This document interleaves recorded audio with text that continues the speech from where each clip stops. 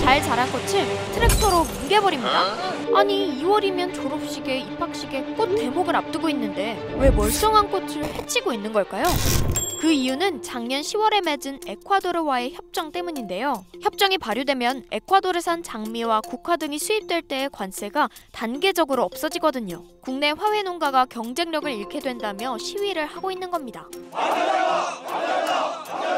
한국과 에콰도르가 맺은 협정은 SECA라고 자유무역 협정의 일종인 전략적 경제협력 협정인데요. 올 상반기 협정을 최종적으로 확인하고 동의하는 절차인 국회 비준을 앞두고 있습니다. 이 협정에 따르면 장미와 국화는 12년, 카네이션은 15년에 걸쳐 점차 관세가 사라집니다. 에콰도르는 세계적인 장미 수출국 중 하나인데요. 에콰도르 내 수출 품목 10위 안에 드는 게 장미입니다. 장미 수입이 급증하면 국내 화훼 산업이 분명 피해볼 거라는 우려가 나오고 있죠. 게다가 에콰도르는 고지대에서 1년 내내 일정한 온도가 유지되는 환경에서 꽃을 키우기 때문에 비교적 생산 비용이 적은데요. 반면 우리나라는 여름철에는 냉방이 필요하고 겨울철에는 난방이 필요한 데다가 인건비까지 생각하면 생산비가 늘어날 수밖에 없어요. 에콰도르산 장미는 한 단에 3~4천원, 국산 장미는 한 단에 7~8천원이라는데 아이고 곡소리 나는 농가의 상황도 이해가 가죠. 이에 화훼 농가들은 22일에도 26일에도 시위를 했습니다. 협정 체결 전에 국내 화훼 산업을 위한 대책을 마련하라고요.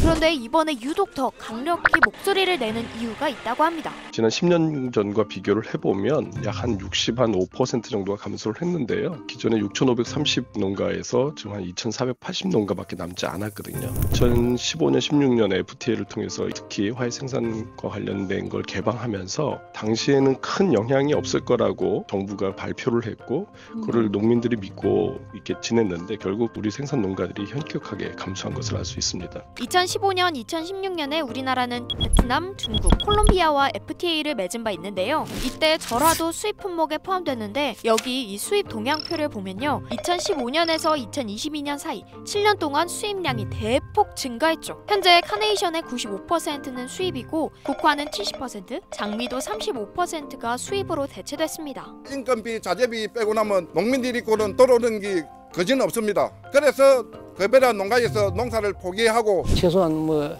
인건비라든가 연료비 비료대 이런 걸 하면 한 7~8천 원 받아야 되는데 그 반값밖에 안 되니까 타격이 말할 수가 없겠죠. 그래서 화훼 농가 측은 이번에는 국내 농가를 보호할 정책을 마련해달라는 입장인데요. 생산 비용 자체가 굉장히 증가하고 있어서 수입산하고의 경쟁력을 갖추려고 한다면 생산비를 좀 낮출 수 있는 방안에 농가의 생산 시설 자체가 굉장히 노후화되어 있습니다. 이러한 시설에서 이 좋은 품질의 꽃을 생산하기가 어렵기 때문에 국가 차원에서 좀 직접적인 그 생산 농가들에 대한 지원이 절대적으로 필요하다고 생각을 합니다.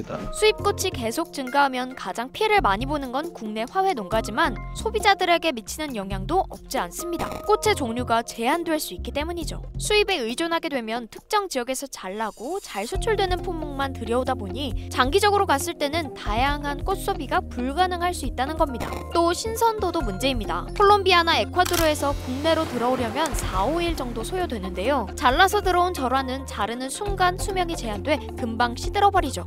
농민들 입장에서는 이번이 마지막이라고 보는 것 같아요. 제대로 대책을 못 만들면 한국의 화훼 산업, 화훼 생산 기반은 무너질 것이다. 수입산에 의해서 우리가 지배받는 구조로 갈 수 있기 때문에 이번에 대책이 굉장히 중요하다고 저는 생각을 합니다.